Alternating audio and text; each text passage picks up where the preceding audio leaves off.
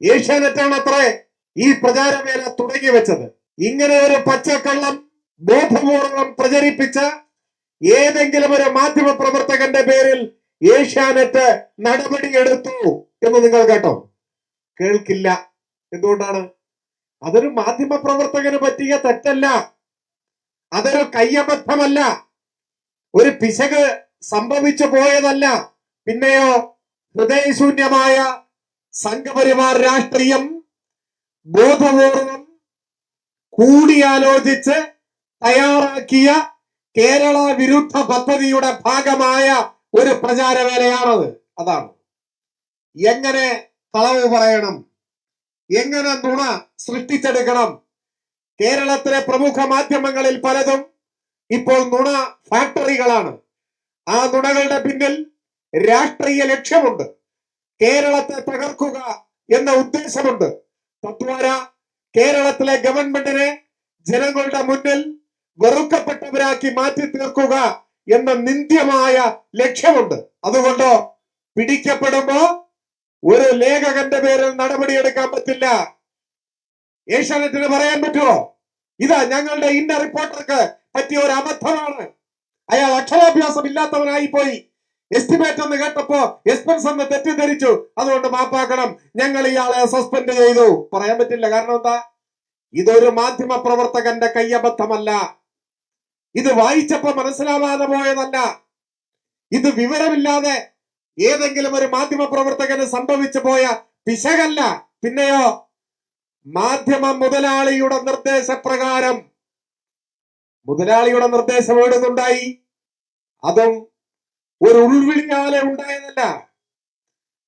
കുറച്ചു നാളുകൾക്ക് മുൻപ് കോഴിക്കോട് വെച്ച് കേന്ദ്രമന്ത്രി അനുരാഗ് ഠാക്കൂർ ഒരു യോഗം വിളിച്ചു ചേർത്തു. ഏതാണ് യോഗം? കേരളത്തിലെ പത്രദൃശ്യ മാധ്യമങ്ങളുടെ എഡിറ്റർമാരുടെയും മേധാവികളുടെയും സ്ഥാപന മേധാവികളുടെയും യോഗം. ആ യോഗത്തിൽ ദേശാഭിമാനിയും കൈരളിയും ഇല്ല. അത് വേണ്ടതില്ല. എന്താ കാരണം? RSSനോട് യോജിച്ചു പോകാൻ മാനസികമായി സന്നദ്ധരായവരുടെ യോഗം. അങ്ങനെ ആവാത്തവർ കേരളത്തിൽ ഈ വിരലുണ്ടാവുന്ന മാധ്യമങ്ങളേ ഉള്ളൂ. നമ്മുടെ പ്രമുഖ മാധ്യമങ്ങൾ എന്ന് പറയുന്നവരെല്ലാം ആ ക്ഷണം സ്വീകരിച്ചു പോയി. ആ യോഗത്തിൽ പങ്കെടുത്തു. കേന്ദ്രമന്ത്രിയുടെ സൽക്കാരം സ്വീകരിച്ചു. സൽക്കാരത്തിന് ശേഷം കേന്ദ്രമന്ത്രി പ്രസംഗിച്ചപ്പോൾ പറഞ്ഞു അത്രേ, കേരളത്തിൽ മാത്രമാണ് കേന്ദ്ര സർക്കാരിന്റെ നയങ്ങളെ വിമർശിക്കുകയും എതിർക്കുകയും ബദൽ നിലപാടുകൾ മുൻപോട്ട് വയ്ക്കുകയും ചെയ്യുന്ന ഒരു സംവിധാനമുള്ളത്. അദ്ദേഹത്തിന്റെ ഭാഷ വേറെയാണ്. അദ്ദേഹം പറഞ്ഞത് രാജ്യത്തിന്റെ പൊതുവായ താല്പര്യങ്ങളോട് ചേർന്ന് നിൽക്കാത്തത് കേരളം മാത്രമാണ്. ഇതാണ് അത്ര അദ്ദേഹം പറഞ്ഞത്. എന്നിട്ടോ കേരളത്തെയും പൊതുവായ ധാരയിലേക്ക് കൊണ്ടുവരാനാവണം. അതിനോ വൻമരം വെട്ടി വീഴ്ത്തുന്നത് പോലെ കേരളത്തിലെ സർക്കാരിനെ വെട്ടി വീഴ്ത്തണം. അതിന് ഞങ്ങൾക്ക് നിങ്ങളുടെ എല്ലാം സഹായം വേണം. ഇതാണ് അത്ര കേന്ദ്രമന്ത്രിയുടെ പ്രസംഗം. ആ പ്രസംഗം കേട്ട് പഞ്ചപുച്ഛമടക്കി അവൻ തന്ന ചായയും കുടിച്ച് ആ ദൗത്യം ഹൃദയത്തിൽ ഏറ്റുവാങ്ങി മടങ്ങി നമ്മുടെ മാധ്യമങ്ങൾ. അവിടെ നിന്ന് ആരംഭിച്ചു കേരളത്തിനെതിരെ നിരന്തരം നുണകൾ പ്രചരിപ്പിക്കുക, അടിസ്ഥാനരഹിതമായ പ്രചാരവേല കൊണ്ടുവരിക.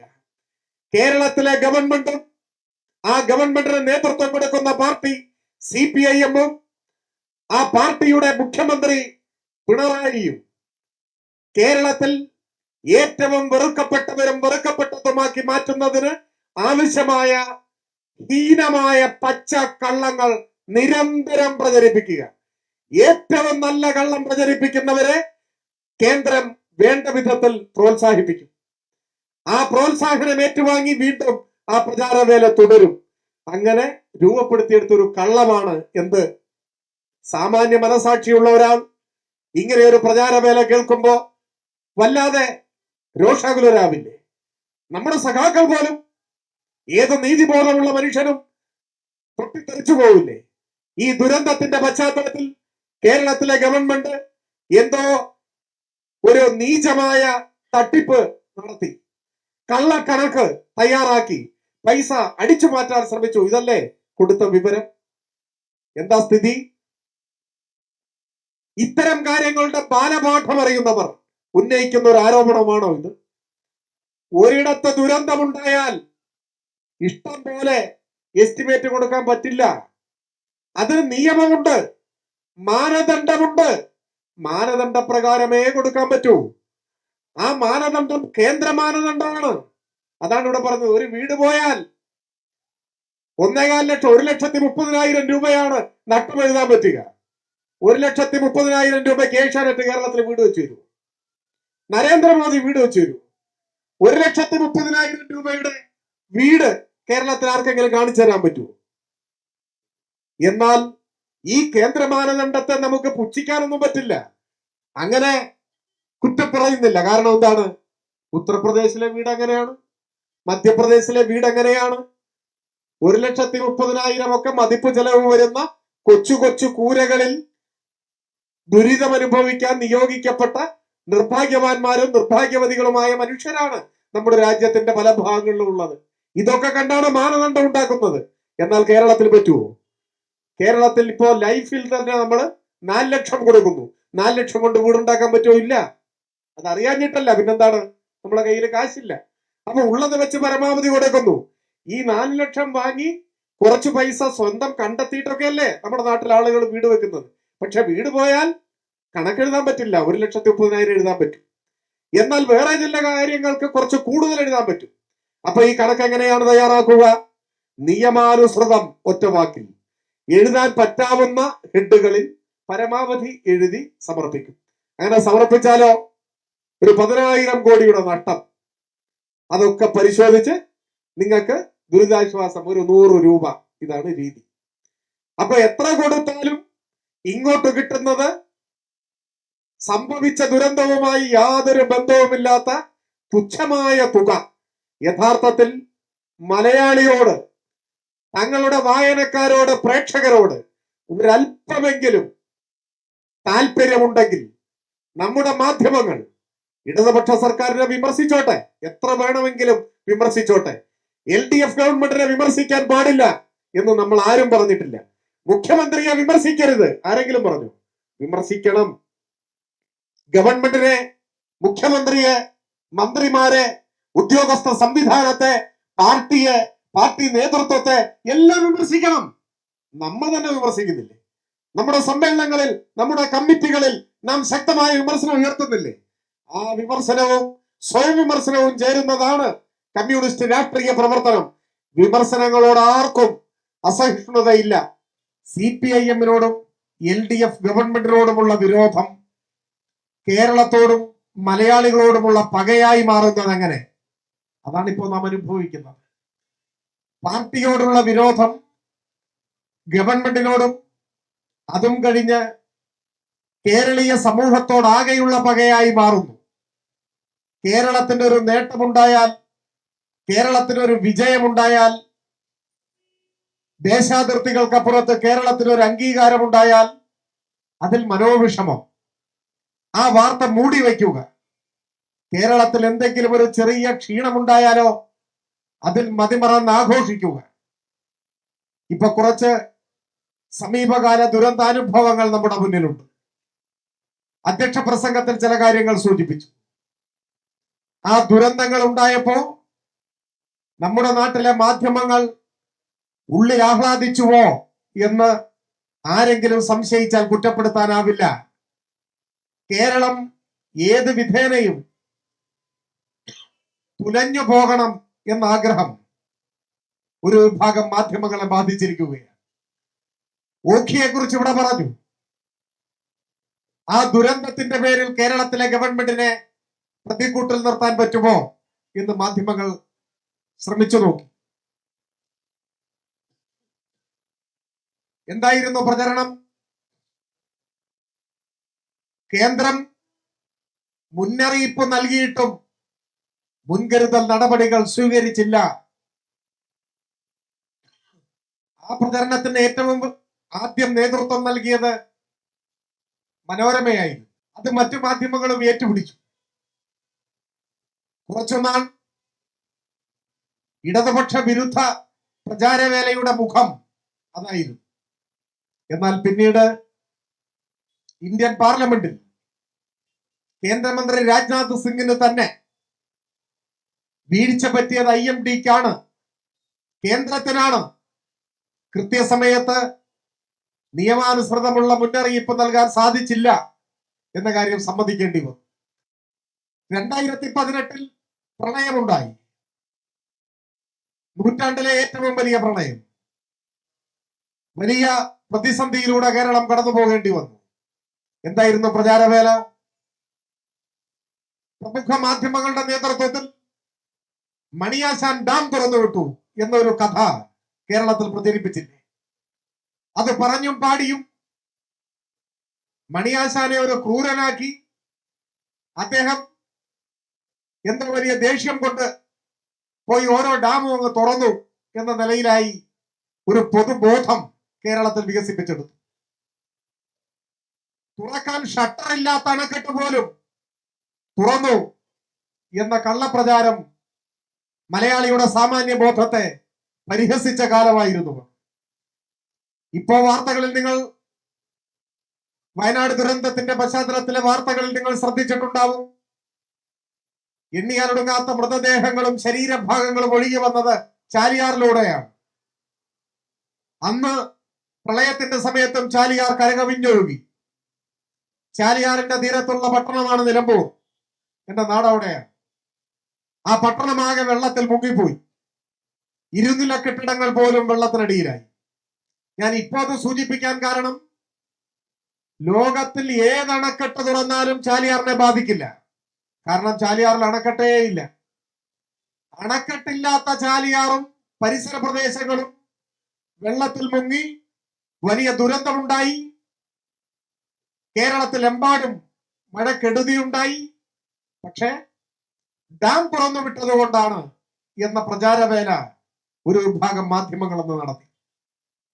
അവസാനം സെൻട്രൽ വാട്ടർ കമ്മീഷൻ ആധികാരികമായി ശാസ്ത്രീയമായി കേരളത്തിലുണ്ടായ നൂറ്റാണ്ടിലെ പ്രളയത്തെ വിലയിരുത്തിക്കൊണ്ട് ഇത് ഡാം തുറന്നു വിട്ടതുകൊണ്ടൊന്നും ഉണ്ടായ കാര്യമല്ല, ഇത് അസാധാരണമാം വിധം മഴ പെയ്തപ്പോൾ ഉണ്ടായ കെടുതിയാണെന്ന് സ്ഥിരീകരിച്ചു. കേരളത്തിലെ അണക്കെട്ടുകൾ ഇല്ലാത്ത നദികളെല്ലാം അന്ന് നിറഞ്ഞൊഴുകി ദുരന്തമുണ്ടായി. ഇപ്പോ വയനാട് ദുരന്തത്തെ സംബന്ധിച്ച് ഇവിടെ സൂചിപ്പിച്ചു. അവിശ്വസനീയമായ വിധമാണ് മഴ പെയ്തത്. ഒരു വർഷം പ്രതീക്ഷിക്കപ്പെടുന്ന മഴ ഒരു മിനിറ്റിൽ പെയ്താൽ എന്തായിരിക്കും സ്ഥിതി? അത് വയനാട്ടിലായാലും തിരുവനന്തപുരത്തായാലും വലിയ ദുരന്തം വിതയ്ക്കും. അതാണ് വയനാട്ടിലുണ്ടായത്. ആ വയനാട് ദുരന്തത്തിന്റെ ഘട്ടത്തിൽ കേരളം ഒരേ മനസ്സോടെ ഉയർത്തെഴുന്നേറ്റു. എല്ലാ വ്യത്യസ്തതകൾക്കും അതീതമായി കൈകോർത്തു, രക്ഷാപ്രവർത്തനങ്ങളിൽ ഏർപ്പെട്ടു. ഓരോ മലയാളിയും ആ നിമിഷങ്ങളിൽ ഓരോ വയനാട്ടുകാരനായി മാറി.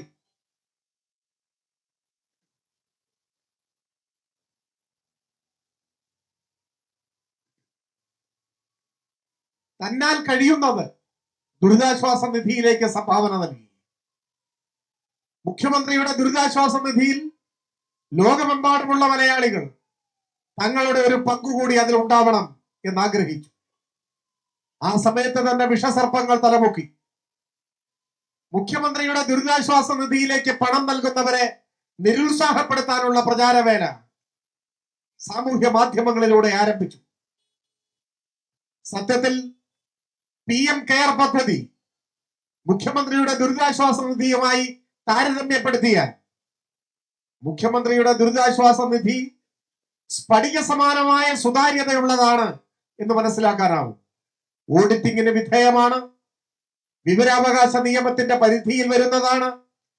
ഓരോ ചില്ലി കാശും എങ്ങനെ, എവിടെ, എപ്പോൾ, ആർക്ക് ചെലവഴിച്ചു എന്ന് ഓരോ പൗരനും പരിശോധിക്കാൻ കഴിയുന്നതാണ് എന്നതാണ് വസ്തുത. എന്നിട്ടും ഈ വ്യാജ പ്രചാരവേല അരങ്ങു തകർത്തു.